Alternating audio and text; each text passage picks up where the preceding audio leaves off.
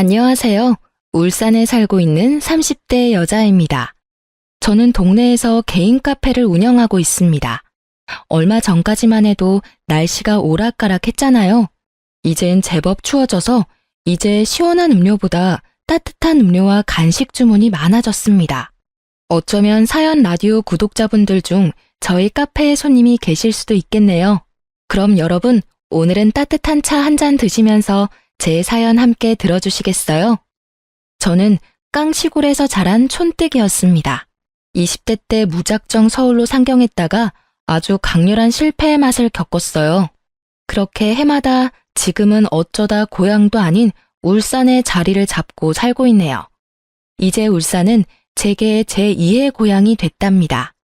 방황하던 제게 자리를 잡고 살 수 있도록 이 도시가 저를 받아준 것 같아요.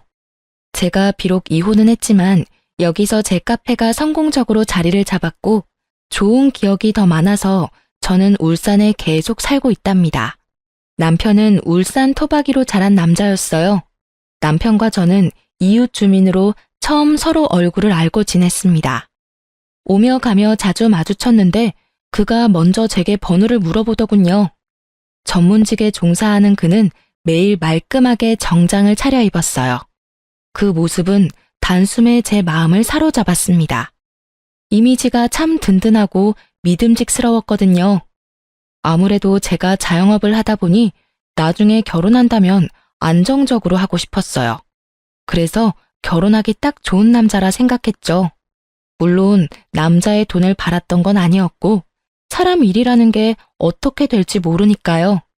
제 벌이에 변수가 생기더라도 남편은 고정적으로 벌어야 한다고 생각했거든요. 저희 카페는 거의 배달 위주로 운영하고 있습니다. 매장에 오는 손님보다 배달 주문이 훨씬 많아요. 배달 매출이 거의 한 달 매출의 전부를 차지하고 있습니다. 작은 카페이지만 꽤 오랫동안 한자리에서 운영해서 단골 손님도 많았습니다. 그 덕분인지 감사하게도 저는 몇 천씩 매달 고정적으로 무리 없이 벌었습니다. 코로나 때도 수입이 오히려 증가해서 신기했어요. 격리하는 사람들의 배달 주문이 더 늘어났거든요. 그런데 남편은 처음 만났을 때부터 제게 카페 수입은 궁금하지 않다고 저 알아서 하라고 했습니다. 본인 일만으로도 워낙 바쁜 사람이기도 해서 딱히 제가 하는 일에 관심이 없어 보였습니다. 그래서 남편은 제가 그만큼의 수입을 벌고 있다는 걸 몰랐어요. 그때는 제가 그저 푼돈 번다고 생각했겠죠. 그래서인지 신혼집도 상의라 할 것도 없이 남편이 상의도 없이 혼자서 알아보고 마련했더군요. 저도 개인적으로 수중에 모은 돈 꽤 있었거든요. 미리 상의했더라면 저도 충분히 돈을 보탤 수 있었는데 좀 당황스럽더라고요. 게다가 결혼식도 아직 안 올린 상태였고요. 나중에 같이 살 집인데 독단적으로 행동하는 게 참 이기적이라고 생각했습니다. 그러다 문득 예비 신랑이 제게 금전적인 짐을 덜어주려 그러나 보다 싶어 이해하려 했죠. 하지만 그건 배려가 아니라 그냥 그게 이기적인 그놈의 본성이었던 것 같아요. 신혼집까지 결혼식 올리기도 전에 구해버린 예비 신랑에 당황한 건 저뿐만 아니었어요. 예비 신랑 말 들어보니 예비 시부모가 허락도 안 받고 진행하냐며 난리가 난 듯 했습니다. 불안해하는 저를 보고 예비 신랑은 모든 걸 알아서 한다고 걱정하지 말라더군요. 처음엔 저를 너무 사랑해서 그런 줄 알았는데 살다 보니 인생의 모든 게 자기 뜻대로 흘러가야 직성에 풀리는 남자였던 것 같아요. 그걸 바보처럼 저는 듬직한 놈이라 착각했네요. 불도저처럼 결혼을 진행하려는 예비 신랑과 달리 예비 시부모는 강력하게 저희 결혼을 반대했습니다. 예비 시부모는 아들의 마음 어떻게든 돌려보겠다고 여러 아가씨와의 맞선을 강력하게 추진했다 합니다. 저희 둘은 결이 맞지 않는 것 같다며 결혼을 아주 불같이 반대했죠. 첫 만남에 인사 나누는데 예비 시부는 민망할 정도로 반응이 냉담했습니다. 예비 시모는 대놓고 밉게 말하며 저를 앞에 두고서도 끝까지 반대하더군요. 그래서 저는 처음 인사드리는 자리마저 시부모가 원해서 나온 게 아니라 그저 예비 신랑의 고집이었구나 원망스러웠어요. 저는 양가 부모님이 축복해주는 결혼하고 싶었지 이렇게 미움받으며 힘들게 결혼하고 싶지 않았거든요. 정말 승수 너 이 자식 기어이 엄마 쓰러지는 꼴 보고 싶은 거니? 예, 네 형은 결혼 잘해서 미국 이민 가서 남부럽지 않게 잘 사는데 넌 이게 다 뭐야? 아니 너는 겨우 동네 카페 장사하는 여자나 만나면 어쩌냐는 거야. 너 나중에 네 형 보기에도 민망하지 않겠어? 형이랑 비교 좀 하지 말라니까요. 내가 결혼하는데 형 얘기가 왜 나와요?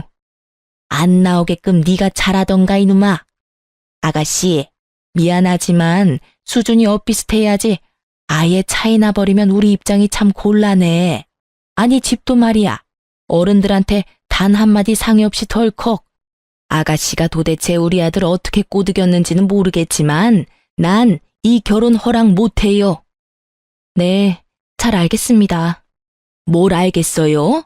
우리 아들이랑 헤어진다는 말이에요? 네, 이렇게까지 반대하시는데 제가 별 수 있나요? 저는 이렇게 모욕적인 말 들어가면서 힘들게 승수 씨랑 결혼하고 싶은 마음은 절대 없습니다. 제가 미련 없이 헤어지겠다고 답하니 예비 시모는 또 그거 가지고 난리더군요. 참나 기가 막혀서.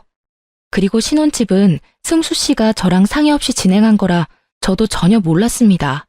그리고 저는 이렇게까지 결혼을 반대하시는지도 몰랐어요. 알았다면 뭐요? 아가씨 가만 보니까 아쉬운 거 하나 없다는 태도네. 엄마, 저희 안 헤어져요. 그러니까 제발 그만 좀 하세요. 두 분 여기까지 나오신 거면 암묵적으로 제 결혼 허락하는 거라 생각했어요. 근데 아니었어요? 반대하시려고 나오신 거냐고요. 엄마랑 아버지가 돈 걱정, 일 걱정 안 하게끔 무조건 전문직으로 취직하래서 나 열심히 노력해서 여기까지 이뤄냈어요. 적성에는 맞지도 않는 일들을 꾸역꾸역 기어코 해냈다고요. 여태 살면서 두 분이 하라는 대로 다 했는데 왜 결혼하는 것까지 제 맘대로 못하게 하세요? 나랑 반대로 부모님 말씀 안 듣고 하고 싶은 거 다 하면서 자기 멋대로 살던 게 바로 형이에요. 그런데 형이 나보다 인생 잘 풀렸잖아. 그러니까 나도 이제 내가 하고 싶은 대로 살도록 제발 좀 내버려 두세요. 결혼할 여자 정도는 제가 고를 자격 있다고요. 강력하게 반대하는 예비 시모와 그에 반발하는 예비 신랑을 보는데 참 두 모자가 똑같아 보였어요. 당장은 마음 아프지만 헤어지는 게 맞다 생각했죠. 그때 계속 잠자코 있던 예비 시부가 나서더군요. 이 사람아, 그쯤에 자식 이겨서 좋을 게 있어? 게다가 결혼은 당신이랑 나랑 하는 게 아니라 이 두 사람이 하는 거잖아. 그리고 카페 하는 게 뭐 어때서 그래? 직업에 어디 귀천이 있나? 그 힘든 코로나도 이겨내고 살아남은 가게면 대단히 훌륭하지. 어휴, 둘이 어련히 알아서 잘할까? 내버려 둬. 아버지, 허락해 주시는 거예요? 그럼, 난 이 결혼 찬성이다. 내가 반대할 게 뭐가 있냐? 아니, 당신 왜 말을 바꿔요? 당신도 승수 맞선 보고 결혼하길 원했잖아요. 어머, 나만 이 결혼 반대했어요? 그거야, 우리가 이렇게 만나기 전이고, 만나보니 난 더 마음에 드는데 뭘. 혜정 씨라고 했나요? 첫 만남에 우리가 이렇게 마음 상하게 해서 미안하네요. 아니, 집사람이 미리 점 찍어둔 처자들이 있는데 저놈이 티도 안 내고 갑자기 결혼할 사람이라고 혜성 씨를 데려오니까 조금 당황한 거예요. 이 사람이 원래 이렇게 심술 부리지 않아요. 흥! 흥은 무슨? 얼른 당신도 사과해야지. 하여간 이 집구석 남자들은 평생 이렇게 나만 소외시켜. 아가씨, 홧김에 막말한 건 내가 미안하네요. 그런데 난 좀 더 두고 봐야겠네요. 엄마, 이쯤 하면 됐다. 승수 너도 네 엄마한테 그만 대들어.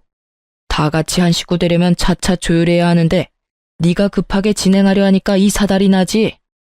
네, 아버지 죄송해요. 엄마, 내가 미안해. 근데 아들 선택 믿어줘. 혜성이 착하고 예쁜 사람이야. 으이그 내 팔자야. 고생해서 아들 키워봤자 다 소용없지. 비록 첫 만남은 서로가 아주 불쾌했지만 저는 결국 남편과 결혼 꼴이 냈습니다. 모든 게 시부의 중재덕이었던 것 같아요. 다행히 상견례 때도 시모는 심술을 부리지 않고 저희 부모님께 친절히 잘 대해줬습니다. 하지만 그 후 결혼하자마자 신혼도 못 즐기고 시부모를 신혼집에서 모시고 살게 될 줄은 몰랐습니다. 일찌감치 결혼해서 미국으로 이민을 간 시숙은 저도 한 번도 보지 못했습니다. 이상하게 남편은 자기 형 이야기 나오면 항상 입이 대빨 나와선 툴툴거렸습니다. 사이가 좋지 않냐고 따로 물어보지 않아도 단번에 그런 거 알겠더라고요. 전 형제간 무슨 사연이라도 있는 줄 알았는데 그냥 본인보다 잘 풀린 형에 대한 남편의 자격지심 같은 거였어요. 그 자격지심은 저와 상관없는 일이라 생각했지만 결국 불똥이 제게도 날아오더라고요. 아, 지금 엄마 아빠 이혼하느니 마느니 아주 난리야. 뭐? 어머님 아버님이 이혼한다고? 아버지가 그렇게 화내는 모습 난생 처음 봐. 갑자기 무슨 일인데? 아, 엄마가 아빠 몰래 사고를 친 거지 뭐. 일단 내일 엄마랑 아빠 잠시 우리 집에 올 거니까 당신 미리 알고 있으라고. 우리 집에? 일단 알겠어. 저는 영문도 모르고 그날 카페 일도 내팽개치고 와서 시부모를 모셨어요. 분위기는 냉랭하다 못해 싸늘했습니다. 식사를 차려도 시부모 둘 다 먹지를 않아서 중간에서 엄청 난처했습니다. 남편이 퇴근하고 나서야 그 숨막히는 정적은 깨졌습니다. 밥은? 두 분 다 점심때부터 걸으셨지. 차려드렸는데도 안 드셔서 두유라도 챙겨드렸어. 근데 진짜 무슨 일이야? 나도 알아야 뭘 대비하지. 일단 당신은 신경 쓸 거 없어. 시부모와 남편이 대화하기 직전까지 저는 아무것도 모르고 멍청하게 있었어요. 굳이 아침 대바람부터 시부모가 찾아와 남편 퇴근 때까지 기다리는 것도 너무 이상했어요. 자, 이제 당신이 말해봐. 앞으로 어떻게 할 거야? 도대체 무슨 생각으로 상의도 없이 그런 일들을 벌여놔? 상의하면 당신이 오케이 했겠어요? 뭐? 근데 이 옆에 내가. 아버지, 일단 진정 좀 하세요. 내가 진정하게 생겼냐? 나 여행 보내놓고 이사다를 냈는데. 아니, 상식적으로 집을 전체적으로 리모델링 할 거면 당장 살 곳은 마련하고 해야지. 덜컥 8천만 원, 그 큰 돈을 결제하면 어떡해? 분명히 8천만 원으로 끝나는 공사가 절대 아니야. 아, 나중에 더 결제해달라고 하면 무슨 돈으로 결제할 거냐고. 건너 아는 사람이니까 지금 딱 계약 없을 때 싸게 해준다잖아요. 이 기회를 놓치고 내가 멍청하게 손 놓고 있어요. 참나, 이 넓은 땅에 우리 둘 살 곳이 왜 없어? 당신 당장 방 구할 돈도 없어? 있잖아. 인간적으로 내가 8천만 원 썼으면 나머지는 당신이 알아서 해야지. 내가 얼마나 구질구질한 집구석 신물이 났으면 그랬겠어요.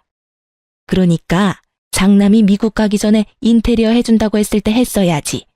당신은 왜 날 이렇게 이상한 여자 만들어?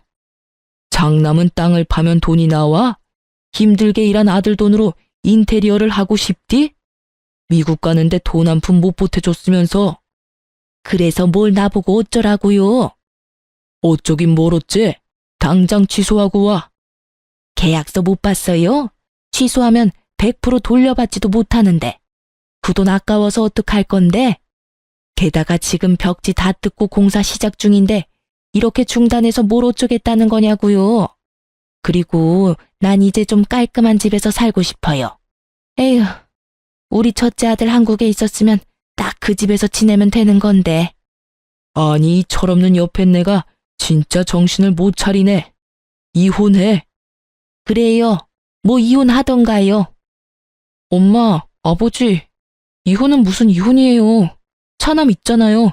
제가 모실게요. 그러니까 이제 두 분 제발 그만 싸우세요. 내가 말했죠?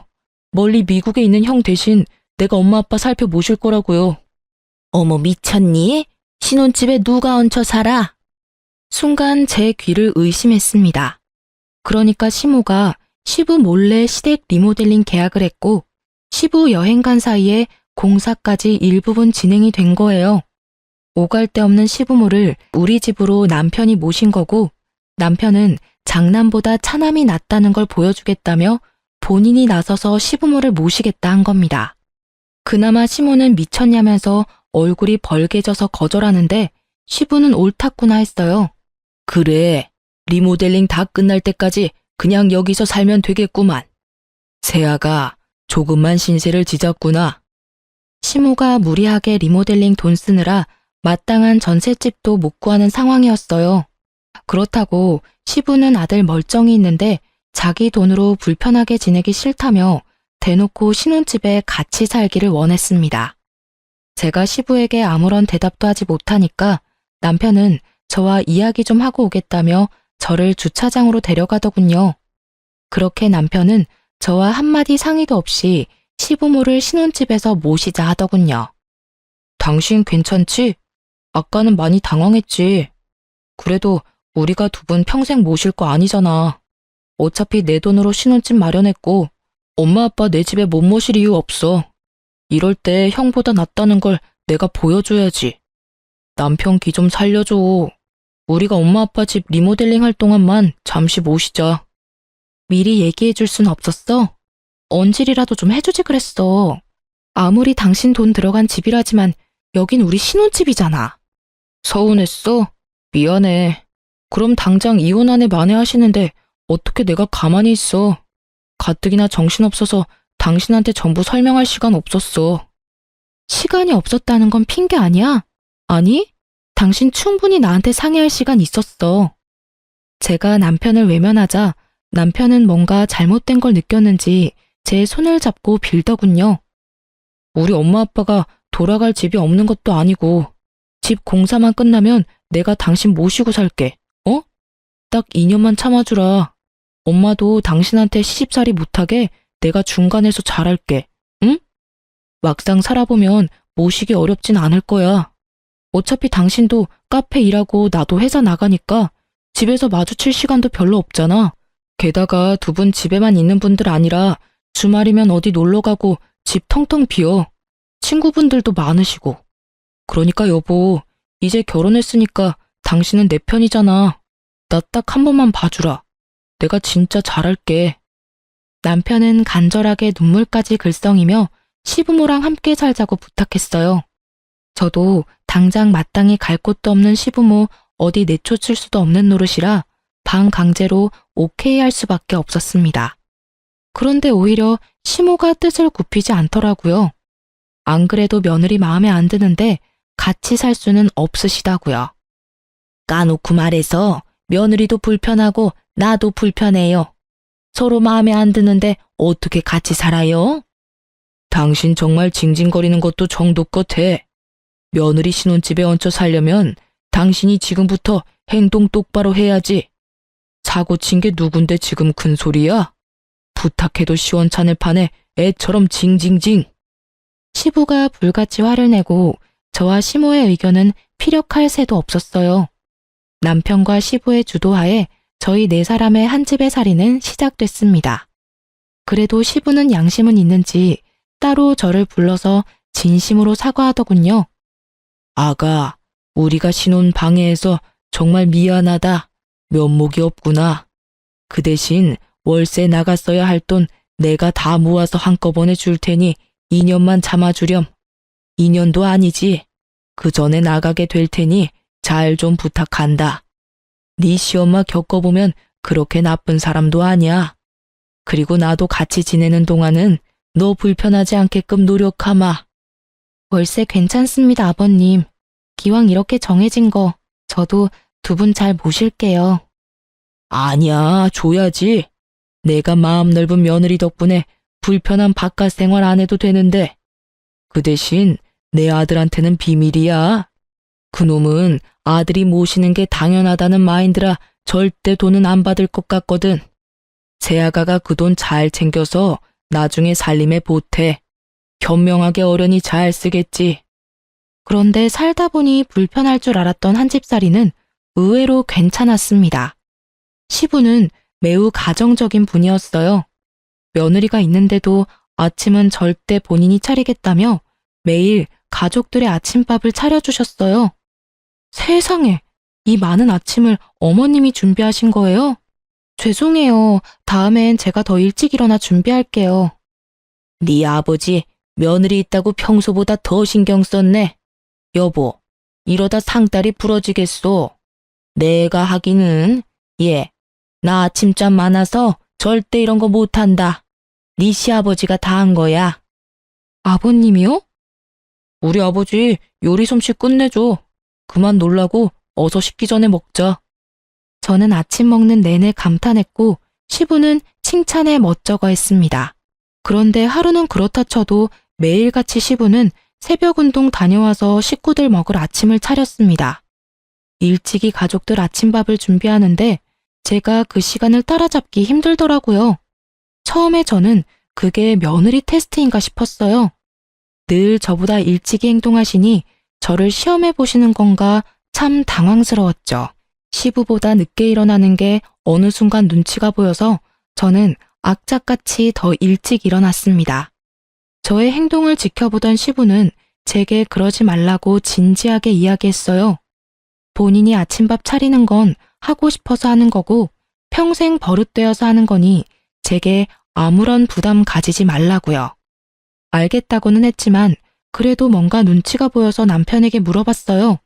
그랬더니 남편이 빵 웃음이 터지더라고요. 시집살이를 우리 엄마가 하면 했지 아버지가? 절대 그럴 일 없지. 그냥 즐겨. 신혼집 같이 사는 게 미안해서 하시는 것도 아니야. 우리 아빠는 평생 그랬는걸. 항상 아침은 원래 아빠가 챙겨줬거든. 그러니까 이제 아침은 신경 쓰지 마. 아버지가 하고 싶어서 하는 건데 네가 그 기쁨을 뺏지 말라고. 그런 거였어? 난 또 혼자 얼마나 눈치 봤다고. 아버님 진짜 대단하시다. 정말 가정적이셔. 미안해. 난 엄마 닮아서 아버지 못 따라가. 그러니까 지금 아버지 우리랑 있을 때 실컷 아침 얻어먹으세요, 부인. 뭐 딱 한 사람, 시모는 제게 복 받은 줄 알라며 은근히 눈치 주기는 했습니다. 하지만 그것 말고는 시집살이도 딱히 없었네요. 남편이 처음 말했던 것처럼 한 집살이는 크게 불편한 거 별로 없었어요. 그렇게 내 가족 나름 화목하게 살고 있었는데 그날 이후로 모두에게 큰 변화가 생겼습니다. 아침은 절대 걸으면 안 된다고 하던 시부가 말도 없이 안 보이는 거예요. 아침 식사도 차려져 있지 않아서 저는 어딘가 싸했습니다. 남편과 시모 역시 시부가 연락 없이 이럴 사람 아니라고 갸우뚱했죠. 저는 카페 출근도 하지 않고 시부에게 미친 듯이 전화를 걸었습니다. 10번쯤 걸었을까? 시부가 아닌 낯선 젊은 여자가 받았습니다. 여보세요? 아버님, 연락도 없이 사라지셔서 저희 많이 걱정했어요. 지금 어디세요? 아직 운동 중이세요? 네, 여보세요. 땡땡땡님 가족분이신가요? 전화 받은 사람은 다름 아닌 응급실 간호사였습니다. 그날 새벽 운동하다가 시부가 갑자기 쓰러진 거였어요. 뇌경색이라더군요.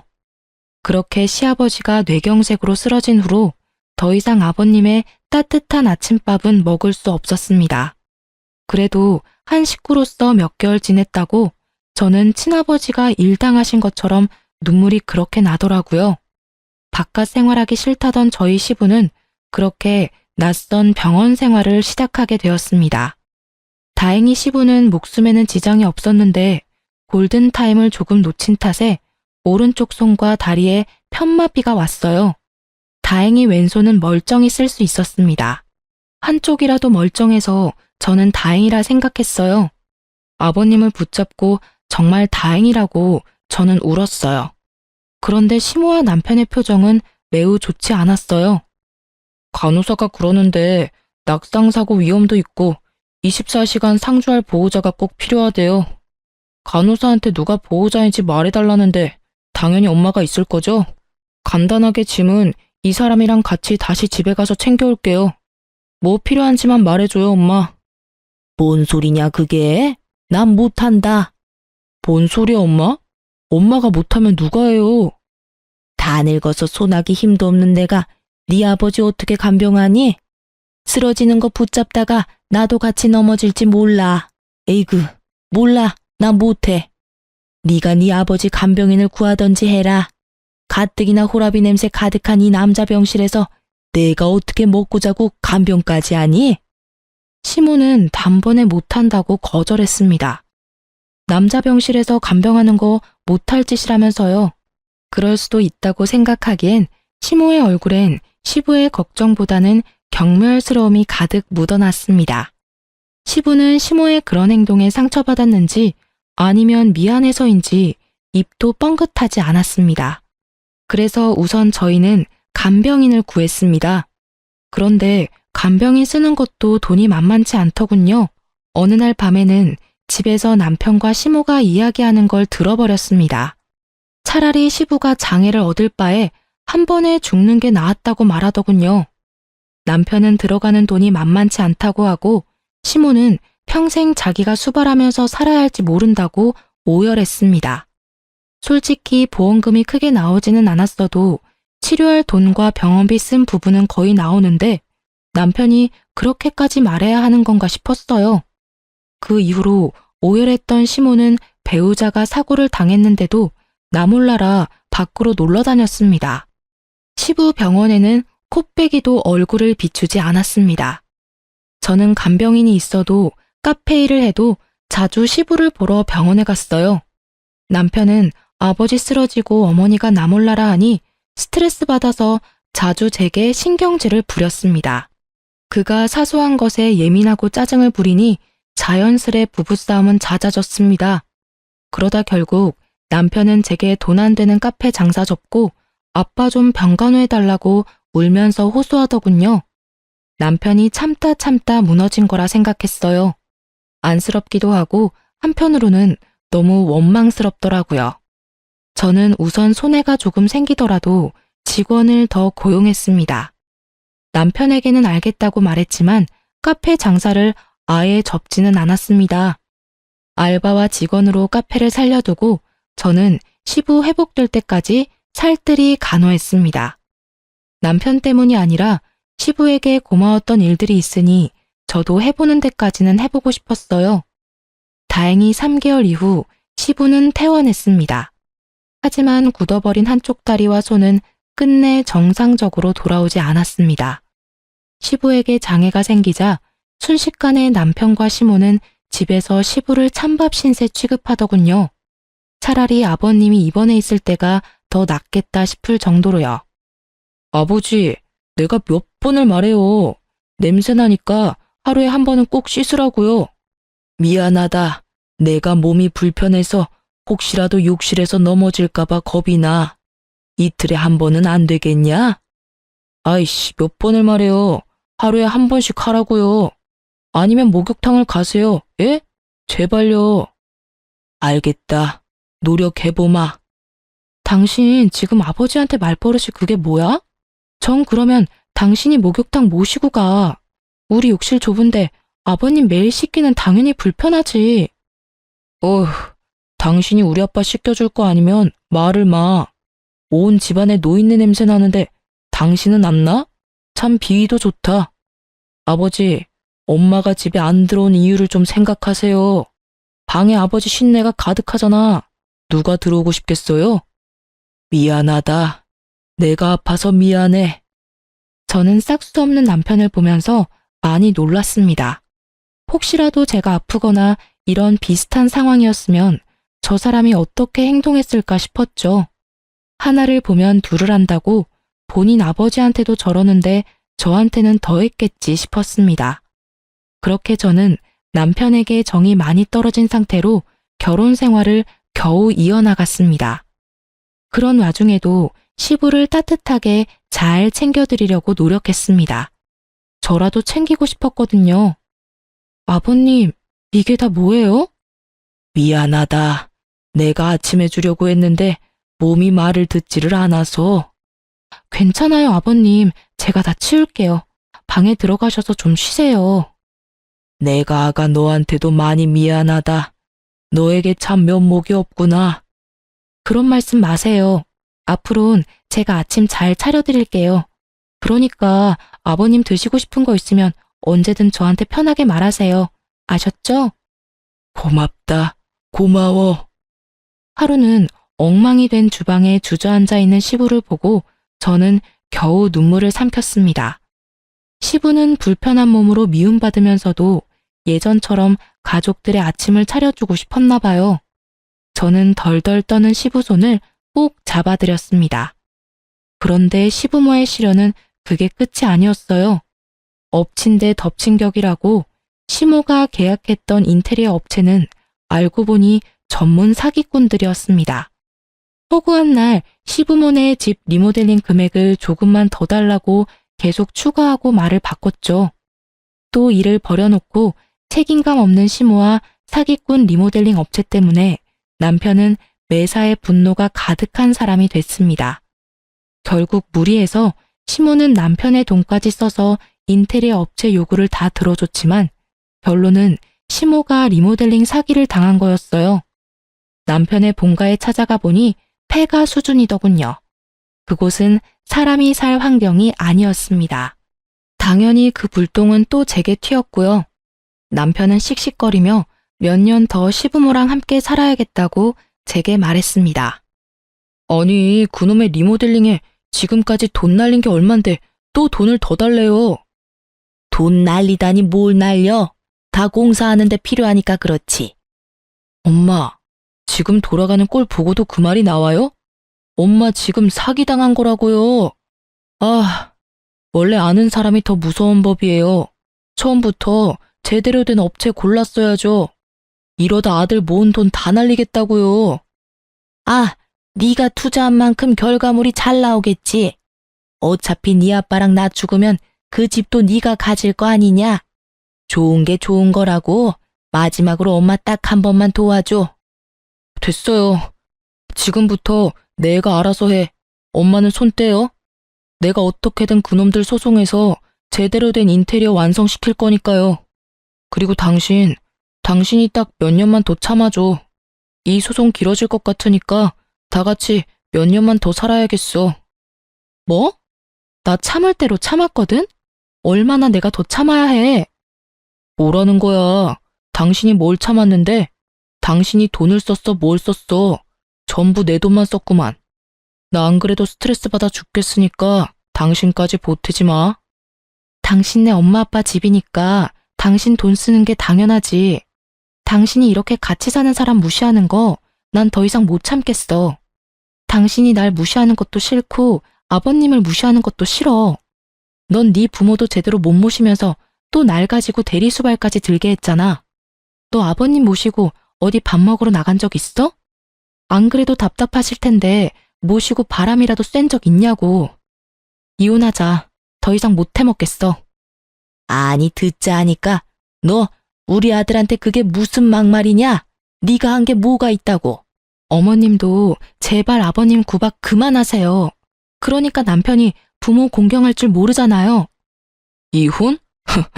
결국 너도 우리 아빠 장애인 됐다고 이혼하자는 거잖아. 이 못된 여자야. 아버지 봤죠? 결국 아버지 때문에 나 이혼까지 하겠네.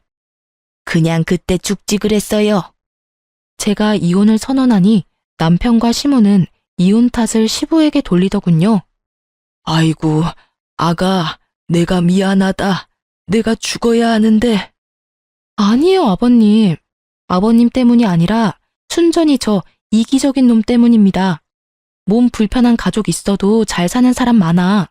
어쩜 그러니 짐승만도 못한 놈아.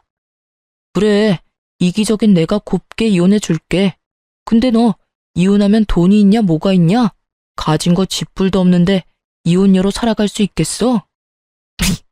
그렇네. 내 아들은 이혼해도 떵떵거리며 잘 살 테지만 너는 뭘 믿고 이혼하자는 거야? 야, 내가 가진 게 왜 없어? 왜 돈이 없을 거라 생각하는데요?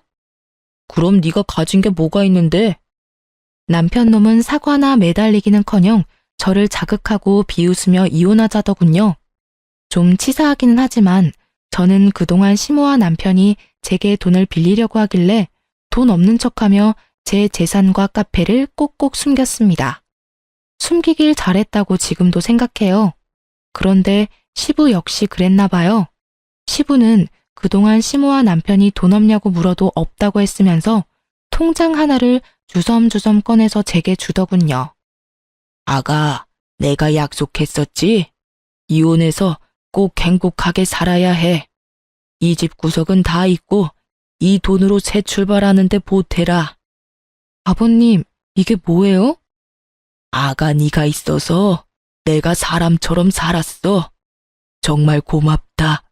그동안 너무 고생 많았다. 시부가 고맙다고 울면서 통장과 도장을 내밀었는데 세상에 5천만 원이 들어있더라고요. 남편 놈은 통장을 보자마자 눈이 돌아서는 시부를 밀쳤습니다. 시모 역시 통장을 보고 눈이 희번뜩 하더군요. 노인네야, 그걸 아들한테 줘야지. 생판 남인 며느리한테 왜 줘? 시부의 통장을 뺏기 위해서 남편과 시모는 갑자기 서로 옥신각신하더군요. 아빠 통장은 당연히 엄마 거지. 내놔 이 자식아. 엄마, 또 이 돈 가지고 가서 리모델링 업체 홀라당 주려고 그러죠? 절대 못 넘겨요. 통장 날 달라고요, 아버지. 저 돈을 널 왜 줘? 미국 우리 장남이 있는데 미국에 돈 보내줘야지. 남한테 왜 주겠냐? 여보 그러지 말고 통장 나한테 넘겨요. 장남 줘야지. 그래야 우리가 미국 가지. 엄마, 무슨 말이 그래? 며느리는 남이라 해도 내가 남이야? 왜 그 돈을 미국에 보내? 시모와 남편 싸우는 꼴 보다가 시부는 있는 힘을 다해 남편에게 뺨을 날렸습니다. 제 부모도 못 알아보는 썩을 놈. 시원하게 남편 뺨 날린 시부는 시모에게 가래침침을 칵퇴 뱉으며 말했습니다. 이게 뭐 하는 짓이에요? 너희들이 무슨 자격으로 내 돈을 가져? 내가 살아있는 한 절대 못 가져. 내가 아프고 병들어도 한결같이 사람 취급해준 사람이 내 며느리야. 통장은 며느리한테 준 거니까 다들 건드릴 생각하지도 마. 내가 가만 안 있을 거야. 그리고 당신 미국에서 늙은이들 반길 것 같아?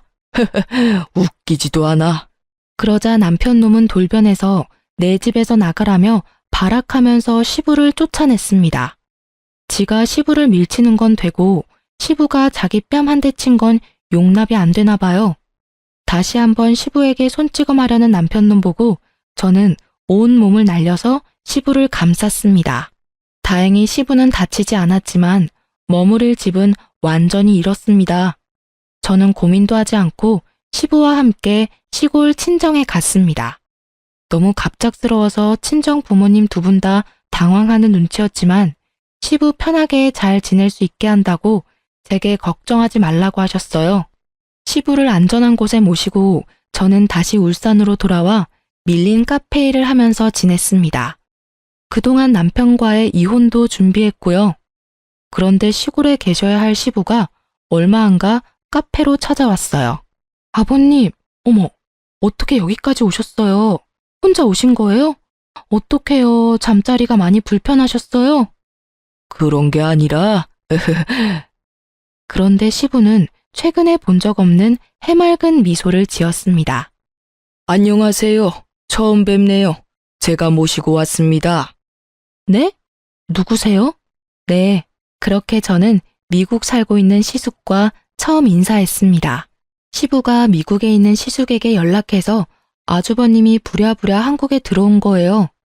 알고 보니 시부 쓰러진 것도 그동안 아주버님께 쉬쉬했던 시모와 남편이었대요. 아주버님은 시부를 보살펴줘서 정말 고마웠다고 눈물을 글썽이며 제게 5천만 원의 수표를 내밀었습니다. 시부 역시 받으라고 옆에서 눈물 짓고 계셨네요. 돈은 필요 없습니다. 아버님이 워낙 저를 예뻐해 주셔서 저도 보답한 거예요. 세상 며느리 중에 아버님이 차려준 아침 먹고 출근한 며느리가 몇이나 되겠어요. 받아주세요. 그동안 아버지 간병한 비용도 포함입니다. 물론 이 돈으로 그 은혜 다 못 갚을 거 합니다. 사돈 어른들께서도 저희 아버지 잘 챙겨주셨다고 들었어요. 한국 떠나기 전 조금이라도 은혜 갚고 싶어서 그래요. 네? 아가, 나 큰아들이랑 미국 가기로 했어. 정말 잘 됐네요, 아버님. 축하드려요. 그동안 정말 고생 많으셨잖아요. 그런데 전 이미 아버님께 5천만 원 받았고 아주버님한테까지 받을 필요는 없어요. 받더라도 남편 놈한테 돈 받을게요. 돈은 줘도 그놈이 줘야죠. 제가 한사코 거절해도 시숙과 시부는 제게 돈을 받아야 한다고 했죠. 살짝 실랑이를 벌이고 있는데 그때 남편과 시모 카페에 도착했습니다. 시부가 미리 불렀었나 봐요. 형이 여기 어떻게 있어? 시숙을 보고 놀라는 남편과 달리 시모는 아주 웃음꽃이 폈더군요. 아이고 우리 장남, 한국 오면 온다고 왜 말을 안 했어? 미리 짐 싸놓고 기다리는 건데. 나 데리러 온 거 맞지? 그럴 리가 있겠어요? 뭐? 시모에게 냉정하게 한마디를 하고 시숙은 남편에게 성큼성큼 다가갔어요. 뺨을 크게 날리려는 제스처를 취한 시숙은 남편이 두 눈을 질끈 감자 젠틀하게 손을 내리더군요. 너랑 똑같은 부류 되고 싶지 않아서 내가 참는다. 알겠냐? 아버지가 그동안 우릴 어떻게 키웠는데 손찌검을 해. 네가 인간이냐? 짐승이지. 엄마도 그래요. 사람이 어떻게 그래요? 아버지가 평생 엄마한테 얼마나 잘해주셨는데 누구라도 아버지 아프셨으면 나한테 말했어야지. 아이씨, 야, 때려봐, 때려. 때리려던 거 아니야? 자기만 잘 살겠다고 온 가족 버리고 미국 떠날 때는 언제고 이제 와서 무슨 효자 코스프레야? 그래, 효자 코스프레 제대로 해볼게. 아버지 모시고 다음 주 미국 다시 돌아갈 거야. 그러니까 어머니는 둘째 아들이랑 잘 사세요. 이제 나 2번 다시 한국 안 들어올 거니까요. 뭐? 날 데리고 가야지 날. 다리도 제대로 못 쓰는 아무짝에도 쓸모없는 네 아빠를 뭐하러 미국까지 데려가? 아이고, 날 데려가란 말이다, 날. 참나, 그동안 아버지 챙긴 게 누군데 아무것도 안 주고 그냥 가려고? 내가 그동안 쓴 돈이 얼만데? 돈이라도 내놓고 가. 남편 놈은 자기 형한테 돈 내놓으라며 난리를 피웠어요. 눈에 보이는 저희 카페 물건 깨부수고 말릴 새도 없이 마구 던지더군요. 남의 영업장에서 미친 거야? 그만하지 못해? 아버님 챙긴 돈을 달라고? 그게 네가 할 말이야? 내가 산 증인이야. 아주버님, 저놈 한 거 없어요. 돈 절대 주지 마세요. 그러자 남편은 끼어들지 말라며 제 뺨을 날리고 기어코 자기 형에게까지 주먹을 날렸습니다. 말리던 시부도 그에게 밀쳐져서 쓰러졌어요. 시모가 경찰에 신고해서 경찰 도착해서야 상황은 종료됐습니다.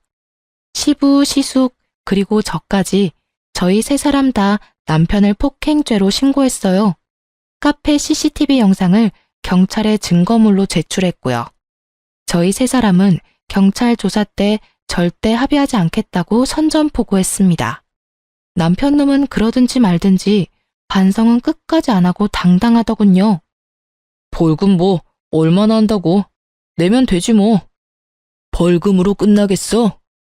그럼 뭐 어쩔 건데? 네가 다니는 회사 이름 뭐라고 했지?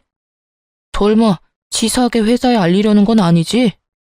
미리 살 길 알아둬라. 형 미쳤어? 진짜 1억이야? 그럼 가족들 마음에 상처 준 네가 앞으로 혼자 잘 살 수 있을 거라 생각했어? 빨리 새로운 일자리 알아둬. 네 엄마는 네가 모셔야 하잖아. 아이고, 나도 미국 데려가라. 내가 잘못했어요, 여보. 장남한테 나도 데려가 달라고 말해봐요. 옆에 내야 미국 가서 또 무슨 사고 칠 줄 알고. 남편 놈과 시모는 시숙과 시부의 바짓가랑이를 잡고 한참을 울면서 빌었습니다. 하지만 시숙은 그대로 가만히 있지 않았어요. 남편 회사에 시부 존속 폭행 사실을 알렸습니다. 경찰과 연루되면 안 되는 민감한 직장이라 남편 놈은 바로 회사에서 잘렸습니다. 믿을 거라곤 직장밖에 없던 그놈은 한순간 모든 걸 잃었습니다. 시모도 미국행 티켓을 잃었죠. 뭐 본인들의 어포라고 생각합니다. 저는 그 뒤로 이혼과 재물 손괴죄로 남편 놈에게 소송을 진행했습니다. 받은 돈으로 실력 좋은 변호사를 선임하니까 제가 원하던 결과를 빠르게 받아볼 수 있었어요. 시부는 곧바로 시숙 따라 미국 가서 지금까지도 잘 살고 계세요. 시모는 뭐 리모델링 사기당한 거 결국 집 날리고 개털됐다 하네요. 전 남편은 일 잘리고 자기 커리어 망치자 술에 절어 산다고 들었습니다. 시모는 회사 잘리고 하루아침에 주정뱅이 된 아들한테 한 푼이라도 더 뜯으려고 하더라고요. 이웃 주민들이 제게 전해주기를 시모는 장남이 자기를 안 데려갔다고 찡찡거리며 산다고 들었습니다. 그렇게 끝일 줄 알았습니다. 전 남편이 재물 손괴죄와 카페 영업 방해죄로 제가 손해본 것들에 대해 경찰에서 조사받다가요. 제 카페 월 매출 몇 천인 거 알고 개거품 물었다네요. 그대로 카페 찾아와서 장사가 이렇게 잘 되는 카페였냐며 제게 화를 내는 거 있죠? 이렇게 손님이 없는데 무슨 월 몇 천이야? 지금 돈 더 뜯어내려고 사기치는 거 아니야? 전 남편은 카운터로 와서 그날 매출 금액까지 보더군요. 무슨 짓이야? 안 나가? 경찰 또 부를까? 정말이네. 뭐야, 이렇게 장사가 잘 되는 카페였어? 이제 알았냐? 네가 나 돈 없다고 깔보는데 내가 얼마나 우습던지. 우리 카페 배달 위주로 해서 매장 손님은 원래 별로 없어. 이제 곧 주문 많이 들어올 시간이니까 제발 꺼져줄래? 전 남편은 잘못했다고 빌면서 우는데 돈이 아주 급한가 싶었어요. 10,000원짜리 한 장 던져주고 꺼지라고 했네요. 저는 현재 보란듯이 잘 먹고 잘 살고 있습니다. 시부가 준 5,000과 시숙이 준 5,000으로 카페 2호점을 개업한 지 3달 됐습니다. 1호점 매출보다는 못하지만 그래도 이혼의 아픔은 뭐 느낄 새도 없었습니다. 여러분, 상황이 아무리 안 좋아져도 자기 가족 버리고 함부로 대하는 사람 정말 근처에 두어선 안 된다고 생각해요. 자기 자존심을 최우선으로 생각하던 전 남편은 형한테 지기 싫은 게 가족보다 먼저였던 사람이었어요. 아픈 아버지를 보살피려는 생각은 하지 않고 능력 좋은 자기 형한테 혹시라도 아버지를 뺏길까봐 전전긍긍하던 사람이었거든요. 그렇게 속 좁은 인간을 제가 배우자로 생각했다는 게 뒤늦게 너무 부끄럽더라고요. 돌이켜보면 저는 어릴 때 항상 부모님께 무한한 사랑을 받고 컸던 것 같아요. 그래서 큰 사랑 받은 만큼 누군가에게 사랑을 줄 수도 있어야 한다고 배웠거든요. 그에 비해 전 남편은 어린 시절 사랑을 많이 못 받은 사람의 표본 같더라고요. 여러분도 항상 가족들과의 끈끈한 사랑 놓치지 않았으면 합니다. 평생 믿고 의지할 수 있는 사람은 가족뿐이잖아요. 비록 제 전 남편은 그릇이 너무 작아서 믿고 의지할 만한 인간은 못 되었지만 시아버지가 가족들에게 매일 차려준 그 아침 식사에서 가족을 얼마나 사랑하는지 저는 전부 느낄 수 있었답니다. 그래서 그 힘든 수발도 견뎌낼 수 있었어요. 요즘 세상이 많이 삭막하고 또 뉴스에도 사건 사고가 터져나가는 마당에 여러분 주위에는 항상 좋은 일만 가득하길 기도하겠습니다. 그럼 지금까지 제 긴 사연 들어주셔서 감사합니다.